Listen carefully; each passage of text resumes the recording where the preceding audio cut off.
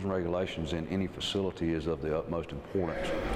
This detention center, we probably receive a lot more training than other facilities.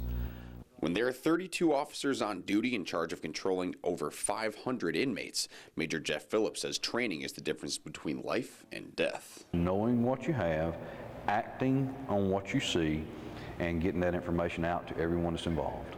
The Pitt County Detention Center has 10,000 inmates rotating in and out their doors every year, many of whom are Blood, Crip, and MS-13 gang members taken off the streets of Pitt County.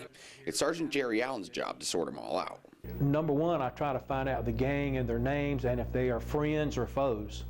Some gangs have already established themselves within the detention center's walls. Others are trying to make their mark. That is probably the most dangerous period because they're trying to make as high a name for themselves as they possibly can. When gang members come into the jail, it's not a vacation. They soldier on, creating alliances, increasing their numbers. When gangs of similar attitudes, values, and interests, they're going to get together, they are going to recruit. Corrections officers say the new recruits can be the most dangerous of all. When you have a true gang member, you know what the capabilities or their history may be.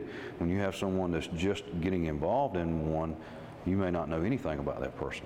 So they rely on the guards in the trenches to figure out who the pieces are in this real-life chess game between rivals. Inside our facility, yes, there's a hierarchy.